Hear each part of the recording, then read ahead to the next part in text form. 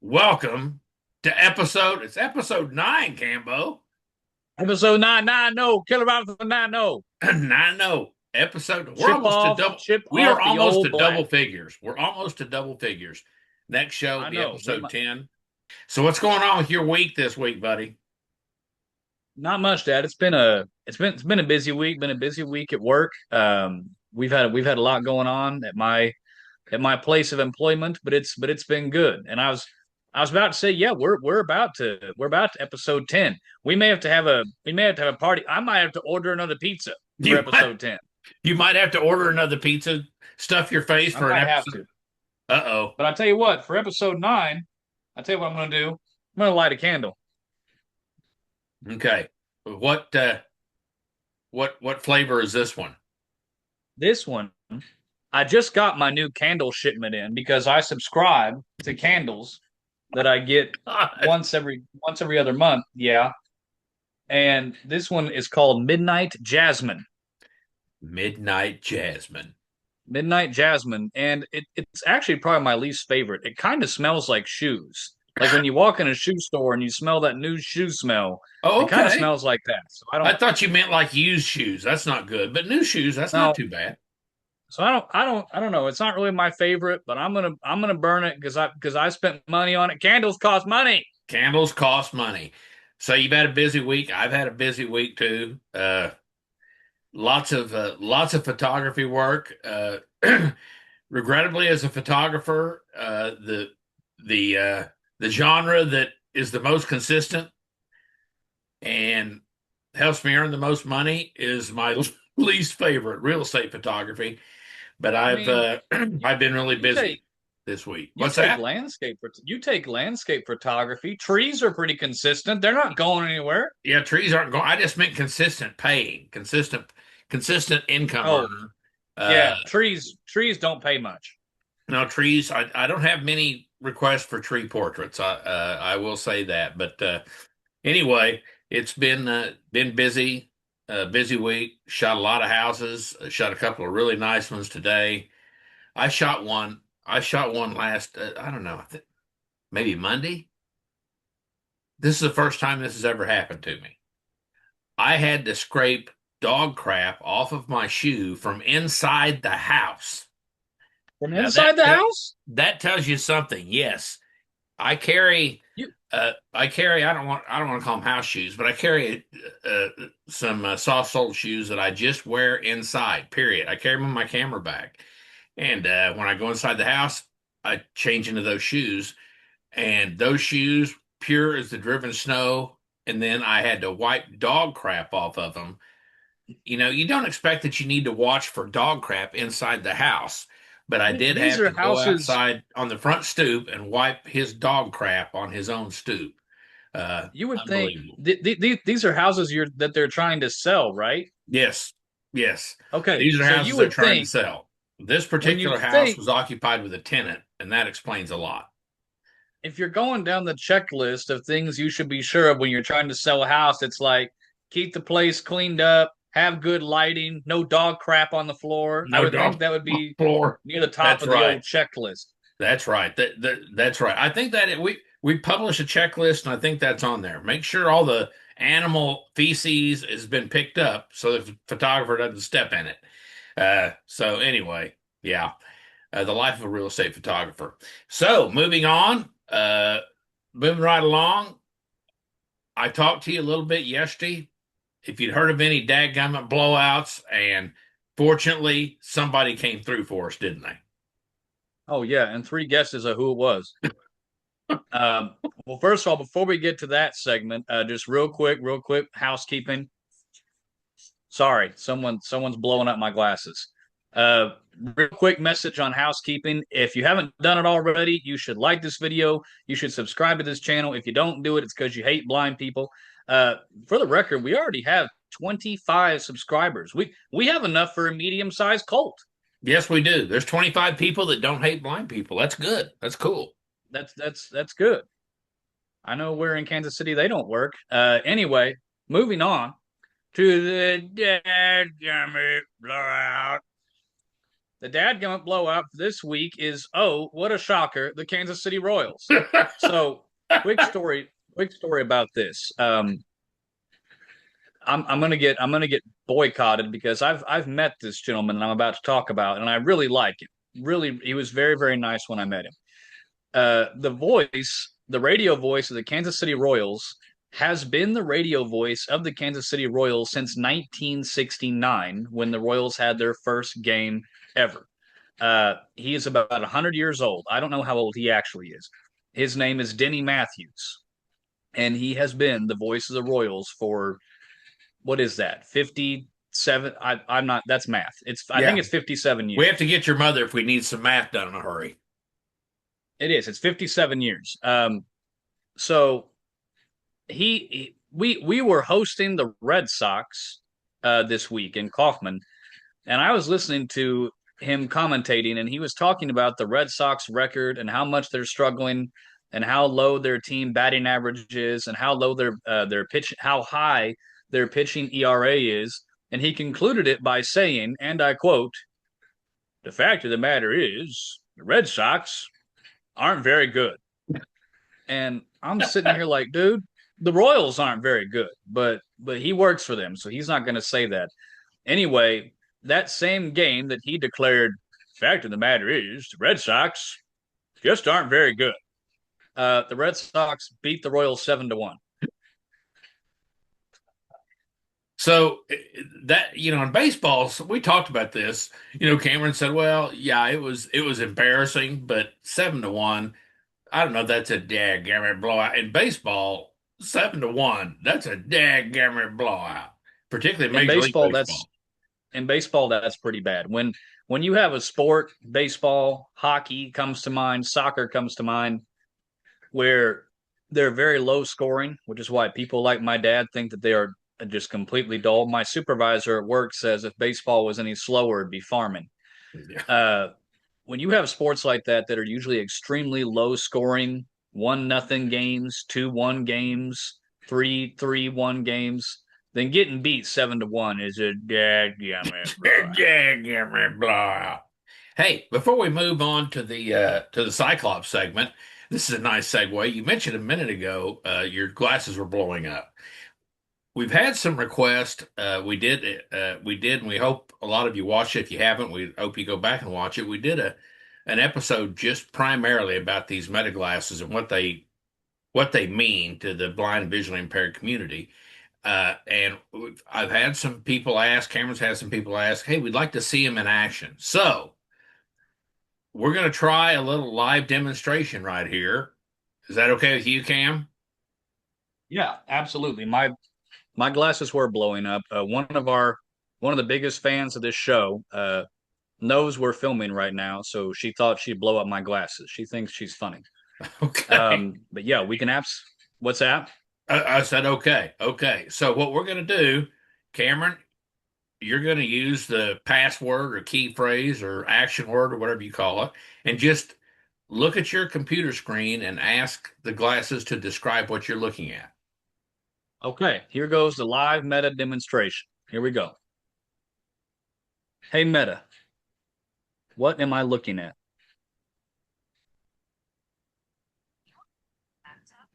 You are looking at a laptop on a table in a living room. The laptop screen shows a Zoom meeting with a white-haired old fat guy in a blue shirt. I'm just quoting what it said. You're just quoting what it says. Hey, I'm just quoting what it said.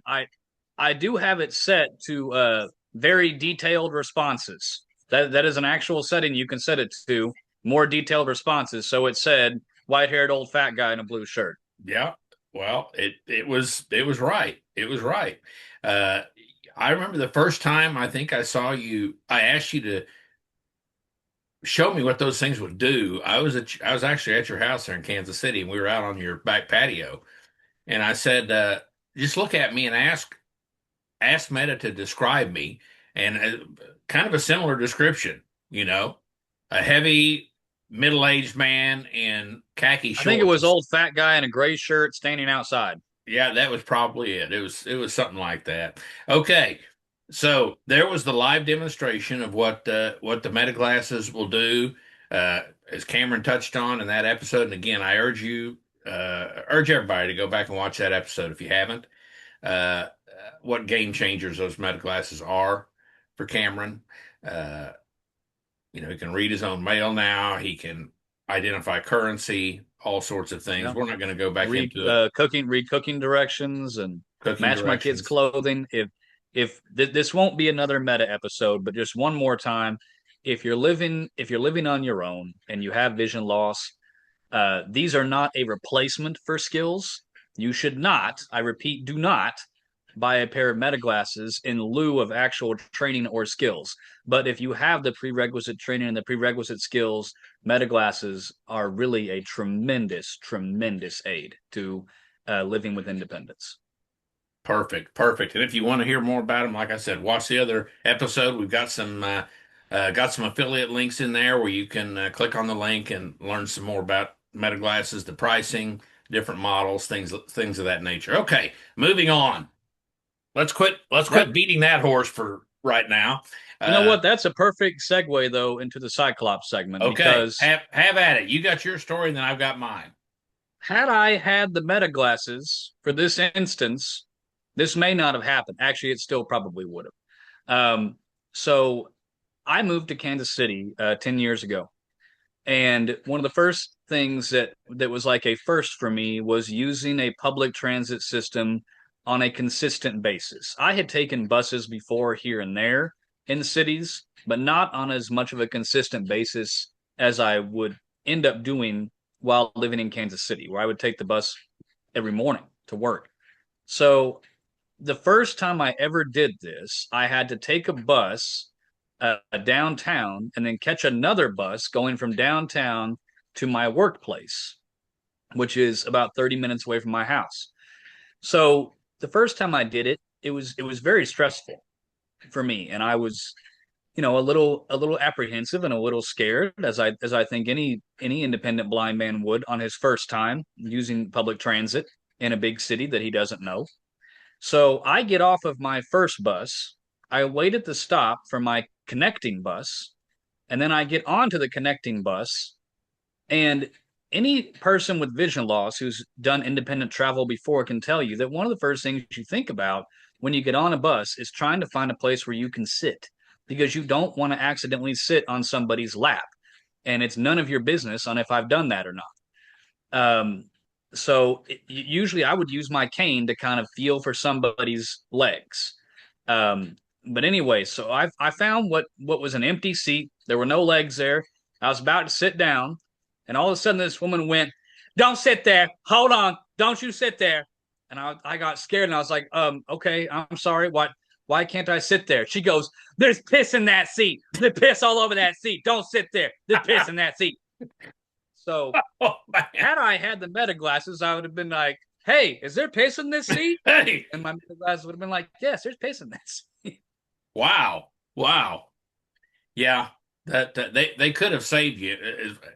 Just, I mean, how horrible would it have been if she didn't say anything? You just sat down in it and then had to go to work. Ugh, gross. I know, man. Welcome to Kansas City. That was my first day. That was my first day at my new job. Wow. Wow. Okay, my story, my Cyclops story, and Cameron, you'll probably have to fill in the blanks on about how old you were. I can't remember.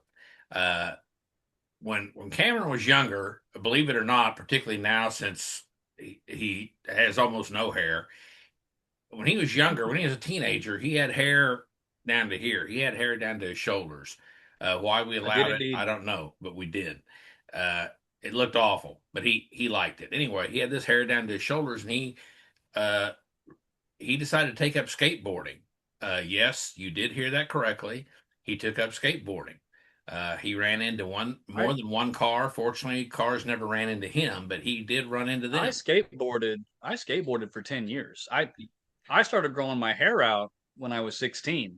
Yeah. I got my first skateboard when I was 12. My grandfather, my granddon, bought me my first skate.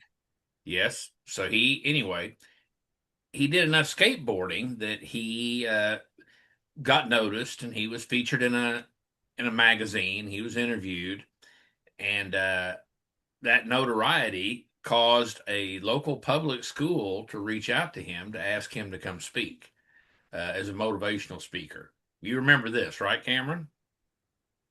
I mean, I think so. To be honest, and this, I don't mean this to be a brag. I truly don't. But at this point, I've done so much motivational and inspirational speaking. I think I know which one you're talking about, though, because I think Well, it was in Springfield, and you and Mom came. yeah, his mom and I, Angel and I, he wanted us to come, you know, come. I need support. I don't know what's going to happen. So we thought, well, we don't know what's going to happen either, but we'll show up and support him. So we show up. They show a video of him skateboarding.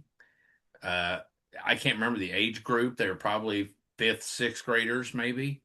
Uh, the little auditorium was packed, and all these kids watching his video. Then he got up there and did a little Q&A session, talked a few minutes. Angel and I were sitting in the back, and uh, thing was over, and we were like, okay, let's go up and congratulate him and pick him up, and we couldn't get close to him. He was surrounded by all those kids, asking him for autographs. I think pictures with him. It was cool. Uh, it was It's pretty neat. one of those really make you proud as a parent times. Here we thought it's gonna, I mean, we thought that it may be a bomb, it may not work out well for him, but he was a celebrity. We couldn't get close to him. Okay, buddy. I'm glad you remember some of it, but you didn't remember all of it. No, I do. I remember it now that you tell the story, and it's, it was a really neat opportunity. I was probably, I think, 21, 22 years old, uh, maybe not even quite that old. So it was a neat Yeah, opportunity, and I didn't think you were quite that old. That's when we lived at Lake of the I Ozarks. was in college. That was one of my many brief stints in college. Um, uh, and I have been very fortunate since then to get to do. I've done so many speeches and public appearances that, and again, that's not a brag. I don't remember them all, and it's truly a blessing. It's truly a blessing that the Lord has allowed me to do those things. Okay, bud. You got any plans for the weekend? You know what? I don't have too much going on. Kids are out of town, so I think I'm gonna hang out with some friends. I think I'm gonna hang out with some friends Friday night, and some buddies invited me over to their place on Saturday, so I'll probably do that. But I tell you what, my plans though seem pretty dull in comparison. I thought you mentioned to me that you and Mom are going camping. Yes, we are going. We try to each year go to Denali National Park on Memorial Weekend, and most people would think, oh my gosh, that's got to be the start of the season. It's got to be packed, and it's just the opposite. There's hardly anybody there Memorial Weekend. The season actually starts the next weekend. But we take our travel trailer, we go up there. I'm sitting in our guest room, and I take more camera gear. Let me got my wildlife camera. I've got my wildlife camera and lens up here. I'm showing the viewers. Got this ready to go, and I've got more camera. I'll take more camera gear than I will clothes or food, probably. It's kind of like a photo safari for us. We go to a place called Riley Creek Campground that's just right inside the gates of Denali National Park, and it's just a lot of fun. It's an incredible place. We've been to Yellowstone, and I thought Yellowstone was just gigantic, and you could put three Yellowstones inside Denali National Park. That's how big it is. Of course, the centerpiece to Denali National Park is Denali, the highest peak in North America. And ironically, only about 15% of the viewers, the visitors, I'm sorry, only about 15% of the visitors to Denali National Park get to see Denali. It's so tall, it has its own weather system, and it's oftentimes covered with clouds. But we've been fortunate enough because we've been there enough, I guess. uh, to uh, to be able to see it. I've got some tremendous images on my fine art No, site. I shot it with a 600 that millimeter lens. that's at Talkeetna, right? What's that? Talkeetna is the town at the base of Denali, right? No, no. There is no town really at the base of Denali. You can see Denali, and that says something about it. If the weather is right, you can see Denali from Talkeetna. Talkeetna is probably the most popular little tourist town, one of the most popular tourist towns in this part of Alaska. Okay. We've Cruise been there. I've passengers been there with stop you a couple there, of times. and yes, you've been there a couple of times, and you can see Denali. You can see the mountain from Talkeetna, and Talkeetna is probably a couple hundred miles away from Denali. Okay. Uh, but if you want to, uh, I'm not even positive. We've seen when we've been in Denali National Park, uh, we've seen depictions of where you would go, what you would do if you for the climbers that climb Denali, and I think that it's accessed from inside the park. To say it's right at the base of it's kind of a there is no really. There's a little town called Healy that's probably the closest town to it. Uh, but it's just, it's magnificent. The only downside about it when you're an RV camper, we're glampers, not campers. But that tent stuff, no way, no dice. Yeah, what y'all do can hardly be called camping. Yes, it can hardly be called camping. We have a 100 square foot trailer with two TVs in it. We take an espresso machine, a milk frother. We're roughing it. I'm telling you. Two generators. Denali is I real mean, strict on. isn't isn't the PS4 in there and not the PS5? Yeah, That's the that's really PS4's in roughing it. there. I'm roughing it. I don't have a PS5 in there. I only have a PS4 in No, there. that's what I'm saying. You're really living on the land if you've only got the PS4 in there and not the I know. PS5. I know. We're barbarians. That's all there is to it. Yeah, it's a lot of fun. You remember last year, we didn't. This wasn't a Denali, but last year uh, Cameron and his sister were both here, and I think that this was last summer. Maybe it was the summer before last, but I think it was last summer. It was a couple summers ago.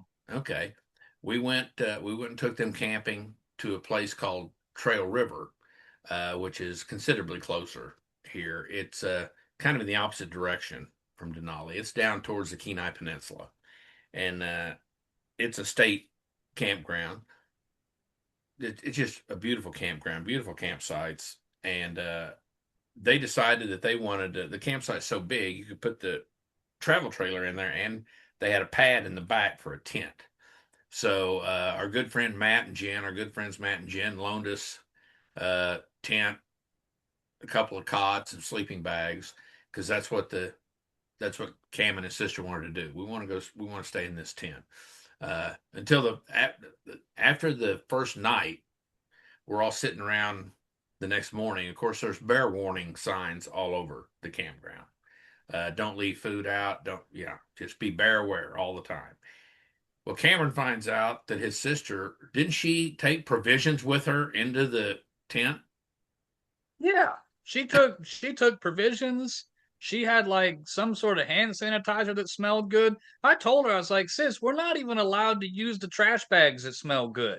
Yeah. Or we're gonna attract the bears. So while you and mom were sleeping in the camper, I've seen hotel rooms not as nice as that camper. While you and mom were sleeping in the camper, sis and I are out there in the tent, and she's using all this stuff that's gonna attract bears, and we're gonna get eaten. Yeah. Yeah. She said you're supposed to be ultimately careful. Uh, really, anywhere you camp here in Alaska, you have to be aware. And she should not she should not have taken provisions into the tent, but I think that she did. I can't remember what she took. Doesn't matter. The I don't bear could remember. smell it. Yeah, That campground was the campground where people didn't take kindly to our kind around there. they didn't take kindly. Yeah, oh, that's They didn't right. We take went through the kindly. group. We went through the group campground to view it, and they weren't real friendly to us, were they? They didn't take kindly around there. No, no, they didn't. Anyway, one of the They had days little while we were kids who were there, like, "We don't take kindly around one of the here." days we were camping, we took them to, and this was, I think, July, probably. late July, and we took them to an area called Crescent Creek, which is a salmon spawning area. It's a very popular trout fishing area, but you cannot if you hook a salmon, you better make sure you get it off of the hook. If you land it, it's a huge fine because it's a salmon spawning area, but the trout are thick in there as well because of all the salmon eggs. Anyway, it is boiling with salmon, and we got a couple pairs of waders. I had taken uh, my wife out there one year to do this, and we gave them a couple, let them both put on a pair of waders and wade out and commune with the salmon, so to speak. And didn't really think that Cameron would care that much for it, but you loved it, didn't you? I loved it. I think it was actually probably the highlight of my trip. That particular trip, I mean, Sis and I waded up that creek for quite a ways, and we could just feel salmon all around us. I thought it was neat. I had a blast. I would absolutely do it again. It's really really is a cool experience. And you're right. I didn't think about it. You don't have to be able to see them. You can feel them. They swim between your legs No, and it was bounce very off of you. tactile. Yes, it's very tactile. It's a very tactile excursion. So The anyway, only yeah, we leave tomorrow morning, late morning, to head to Denali, and then we come back Monday evening. So really looking forward to it. It's like a photo safari for me. So uh, the only thing I know about Denali is that it's the tallest peak in North America, like you said. And I once read it was a fictional book, so don't worry. But I once read a book about a whole bunch of hikers and mountain climbers who climbed Denali, and uh, spoiler alert, they all died. It was a great book. I highly recommend it. And also in Alaska, Dad has told me at McDonald's they have a Big Mac, and then they also have a Denali burger, which I have yet to have. the Denali Mac, yes, and that ironically that is not at every McDonald's in Alaska that I've been to. It's a specialty item. It's a specialty item at the Anchorage McDonald's. There's a McDonald's in Anchorage right next to Bass Pro Shop, and that's where I got that one. Okay. Anyway, moving right along. If you're ready to move right along, you ready to move right along? I'm ready to move right along. Okay, we have come to first of all another little teaser. We're going to introduce a new segment, probably starting in the next show. Uh, we're going to call "No Games, Just Sports." Uh, Anybody that knows me knows that I have some very definitive opinions on what I consider a sport and what I do not consider a sport. Cameron has some of the same opinions and some different opinions. So what I'm going to do is look up some, I don't know, 10 or 12 Olympic events. I'm not going to call them sports. I'm not going to call them games, Olympic events. And that I'm sure won't be all that we talk about, but we're going to start with those. And we're going to throw one event out in the segment a week and discuss whether that is a game or a sport. And I'm sure that will solicit some combative remarks. Don't you think, Cameron? I think so, because I think what we're getting at here is there are things that are definite sports, like football is absolutely a sport. Then there are things that are definitely games, like playing Monopoly or something. But then there are things that are kind of in that gray area, and that's what we are going to discuss and debate. And we hope that people comment and tell us their opinions, or tell us that they think we're idiots and we're wrong, or whatever they want to say back. Yeah, just yeah, they'll be welcome to comment and share their feelings about it. Yeah, we're going to start that next week. Okay, moving into our last segment, the I don't want to talk about it segment, where we will answer. We get questions uh, in the comment area. We get some questions. We'll answer a maximum of three per episode. Not every episode we've had some. Some episodes we've had a couple. This particular episode, we have more than the three. So we're going to pick three and answer them. And if your question doesn't get answered, we will get to it in the next episode. The reason being, the questions, I mean, some of the questions are kind of humorous, but some of the questions are serious questions, and we want to be able to take the time to answer those adequately. Don't you think, Cam? Yeah, I totally agree. We want to make sure that no one feels like their question is getting answered in a hurry, and that their question is getting the same attention as all the other questions. So if something doesn't get answered in this episode, we will get to it in the next episode. And having too many questions, like we do this episode, that's a good problem to have. Yeah, that's a nice problem to have. Okay, this week we got three questions. Actually, one of them is directed to me, which is nice. But both the other two are directed to you, Cameron. So why don't you start out with your first one, and then I'll do mine, then you can do your last one. Will someone please ask this man a question, and a question that doesn't have to do with me? Ask him something about Alaska or being a photographer. Ask I him don't something about that. I don't mind answering questions about you at all. So whatever. Okay, well, the first question we'll get to first, because she definitely deserves for us to get her question first. And I'll even say we don't usually give away who asked us questions, but which I don't really know why we don't. It's right there in the comments, like anybody can read it. Anyway, this question is from my mother, and she asked what it was like to do a real sword fight on stage. Now, extremely quick backstory. The reason she asked that is because when I was in high school, my junior and senior year of high school, I was involved in theater. And the first show I ever did was called The Legend of Robin Hood, sort of. It was sort of like Robin Hood Men in Tights. It was a comedy. It was a spoof on the story of Robin Hood, and I played the Sheriff of Nottingham. You got the best And part. You got the best it part. he was a lot of fun, and he was like the Sheriff of Rottingham and Robin Hood Men in Tights because he was an idiot, and he was a lot of fun to play. And as the Sheriff of Nottingham, I got like 4 or 5 sword fights, and we had real swords. They were dulled. They were not sharp at all. You couldn't have cut hot butter with them, but they were real swords. And I got with the actor who played Robin Hood, kid my age, really nice kid. Him and I got on very well, and he said, "Well, how are we going to do this?" And I said, "Well, I think what we should do is I'm going to choreograph our fights, because if I choreograph our fights, then I can memorize the movements, and all you have to do is match me. So I will constantly be on the offense," is what I said. I said, "I will always be on the offense, and all you'll have to do is defend yourself against me." So I did. I just came up with some very, very basic.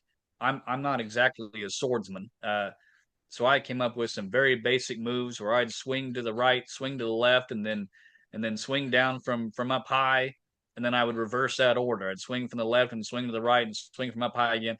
And I did that, and we practiced it. And at first, we just went really, really slow, really, really slow. Uh, but by the time the curtain rose on opening night, we were going really fast, and I think it really looked pretty good for a sword fight choreographed by a blind guy. I think it was great. But by the way, you said it couldn't cut hot butter, but it could cut the kid that played Robin Hood because you did nick the kid that played Robin Hood. I did nick the kid who played Robin Hood a little Well, bit. you nicked him because why? He didn't follow the choreography. He got out of step, so he wasn't where you expected him to be, and Well, you nicked him. so not to get convoluted, but there were two different Robin Hoods. We performed for multiple nights, so we had two different casts who would swap off the performances. And one time, I did a performance with the other cast because their Sheriff of Nottingham was unavailable. I don't know what he was up to. And that Robin Hood was a nice kid, but I think he thought that he'd be funny and break the choreography and start doing his own thing. And he got his hand chopped off. That's what happens when you break That's my choreography. that's what happens when you mess with the choreography when you have a sword fight with a blind guy. I tell you what, my favorite part of that play, and that whole play was fun. My favorite part was your death scene. Your death scene must have been like 10 minutes long. It was ridiculous.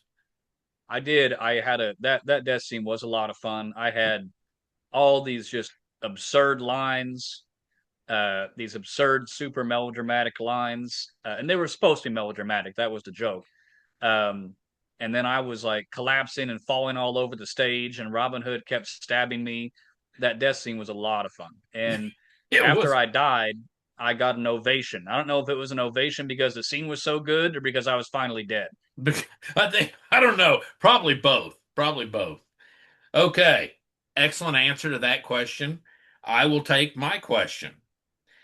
My question, and I think you're right, Cameron. They can see who does the questions in the comments. My question is from Ashley. Ashley, thank you for the question. What kind of things did you have to learn as the parent of a blind child? Well, I've thought about this some.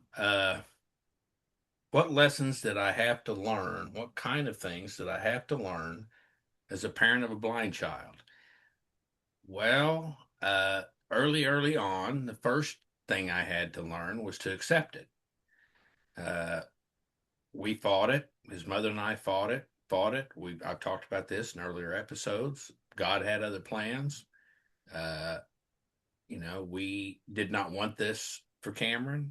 We, we just felt like, particularly me, uh, his quality of life is going to be so much less if he's blind and all this stuff that I know now is just BS, but I didn't know that then. I was just scared, didn't want to accept it. So that was the first thing I had to do is learn how to accept it and learn how to accept that it more than likely wasn't going to get better. That it more than likely was going to get worse. As we've shared, Cameron, when he was young, had a little bit of vision. He was constantly on the operating table, seemed like over 100 surgeries.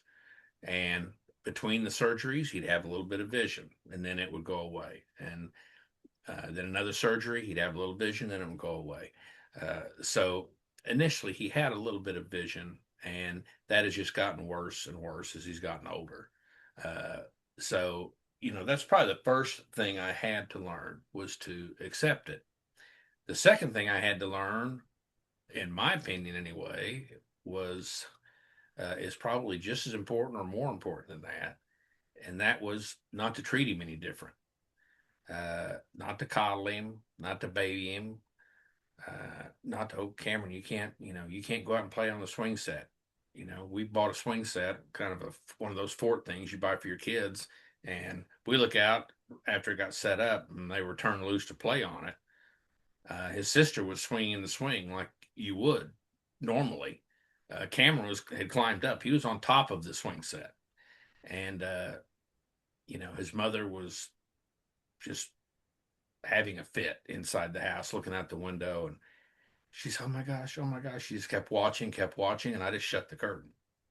And I said, we have to let him be. He's a boy. We have to let him be a boy. So that was probably the most important thing I had to learn was just to let go, just to not treat him any different. And Cameron and I have always had a bond where we joke around with each other. And some people have heard me specifically joking around with Cameron and thought it was abrasive or thought it was, I'm not a politically correct guy. I can tell you We're that. we're gonna tell that story in another episode, but yeah, that happened. Yeah. Thought I was abrasive or, because I joke around with him a lot. I treated him like I would have treated a sighted son. It did, I never really felt that it did him any good to treat him any any different. And he's only now as an adult, he's only minorly maladjusted. So I think it worked out okay. So that is my answer. Other You know fathers or what? mothers may have different answers, but that is my answer. And thank you again, Ashley, for the question. Okay, Cambo, you're up. Third question. Well, on a serious note, real quick to comment on yours, it is so I am so lucky and so blessed that you and mom treated me that way, that you treated me the way you did. because now as an adult, I do not feel sheltered at all, and I feel completely independent and completely confident in my life as a single 37-year-old adult male living on my own. And a lot of people that I work with credit that to my upbringing, as do I. Um, One other thing, and I hope I'm not taking away one of your Cyclops stories. This isn't really something that you learned, but I remember it. I don't even know if you remember, but I do. Uh, some nights I would get a really bad headache, and on those nights, I would sleep without my prosthetic eye, and I would take it out and sleep without it in, and I would give it to my mom back when I was a kid. And one morning, I woke up and I was headed towards my parents' room, and my dad was headed out of my parents' room, and my dad goes, "Son, where's your eye?" And I said, "Mom's got my eye. I slept without it in because I had a headache." And dad goes, "Well, go put your eye in, son." And then he told me later on, he said, "That is something I never thought I'd have to say to my kid. Tell him to go put his eye." Go put your eye in. Okay. Uh, my question is also from Ashley. Ashley's a big fan of the show. So we have at least three fans that I'm aware of. Ashley asked me, and I don't have it here to read off of, like Dad probably did his question. So I'm paraphrasing a little bit. Ashley asked, Cameron, do you have any advice for transitioning? So like youth that are in middle or high school or something like that. For at least I'm assuming that's what she means. Transitioning youth who are visually impaired or blind and might be struggling with it. And that is a really good question. And it's and I also gave this question a lot of thought, and I might ramble here. I usually do, so I apologize in advance. Um, you know, the quick answer is that I'm not sure I have any advice that is going to help immediately.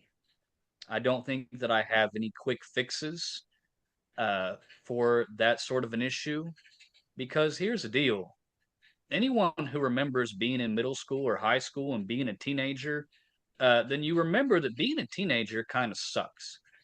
It is awkward and it's embarrassing at times, and you don't fit in no matter what you do. Even if you feel like you do, you probably don't for whatever reason. And being visually impaired or being blind just magnifies that to a huge extent. And there's nothing you can do about it. There's nothing you can do about it. And it's hard. It's hard walking from class to class. Now, fortunately, blind kids these days don't have to do this. I walked from class to class carrying a big, bulky braille writer. I did that until high school. But it's hard walking from class to class. And even if you don't have a braille writer, you still have little braille computers and braille textbooks and braille assignments. And you probably have a TVI or a brailleist who's checking in with your teachers and following you from class to class. And if you're 13, 14, 15, 16, 17, 18 years old, that's embarrassing. And it makes you stick out, and not in a good way. So, do I have an immediate fix for that? I do not. I wish I did, because my parents will tell you, they'll tell anyone, I didn't use a cane until I was in college and nearly got hit by a car. I navigated middle school and high school with no cane because I didn't want to stick out. I didn't want to stick out any more than I already did. And I thought I thought that cane was just a glaring neon sign, and I really did not need any more of those. So I fought that cane. I fought it, and I did not use it.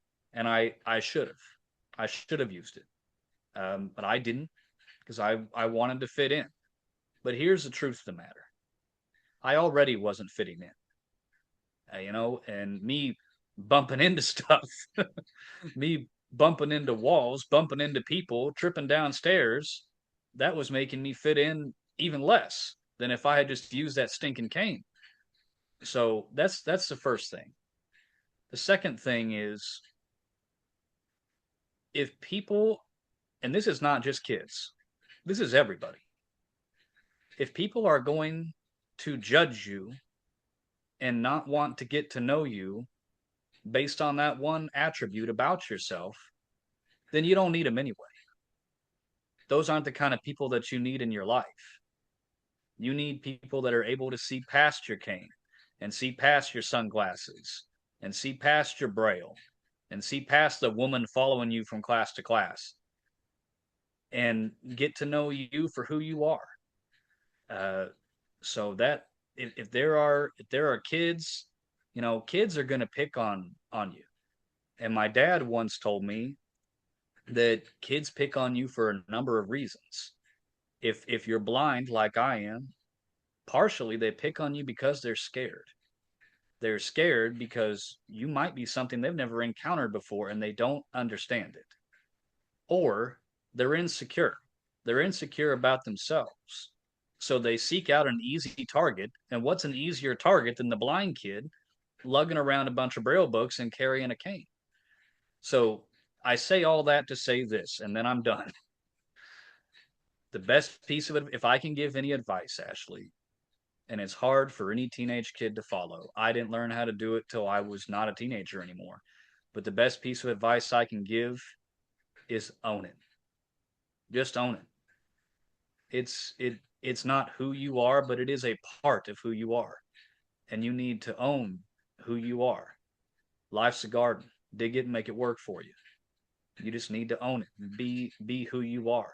You wear your visual impairment, you wear your blindness like a badge of honor. And you be proud of it. You make it work for you. And then when you get those insecure people that are teasing you or they just won't engage with you, you take the power away from them because you're not insecure. You're proud of who you are. You're owning that aspect of you. And that takes power away from others. So that is my advice. It is advice that is incredibly difficult to follow when you're a teenager in middle school and high school. But my advice is to own it. It is who you are. It is most likely not ever going to change. And the sooner you accept it, the sooner you own it, the sooner you learn to laugh, then you can move on with your life. And you can surround yourself with people who really care about you. Well, I'd say that is an excellent answer and very well thought out answer. You're right about one thing, Cameron. It hasn't changed since I was in school. Back when we used a hammer and a chisel on a, you know, on a concrete tablet. Uh, School can be unforgiving. Kids can be unforgiving. Uh, it's tough enough. It's tough enough, and it's. I think one of the things when you would get your dauber down about it that we tried to instill in you, or I tried to tell you, was, Cameron, you're not getting picked on just because you're blind. Uh,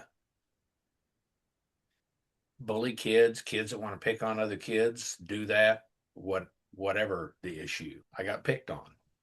I got picked on for a variety of ridiculous reasons, but you came out the other side, did great. That's a great answer. Those are the three. There was one other, but this episode we don't want to talk about it. We But don't want to talk about it. Big Al, we will not forget you, and we will get to your question on the next episode for sure. Next episode, we will get to it. And with that, we probably better throw out again, housekeeping wise, please subscribe and like. Click the subscribe and like button, helps the channel out.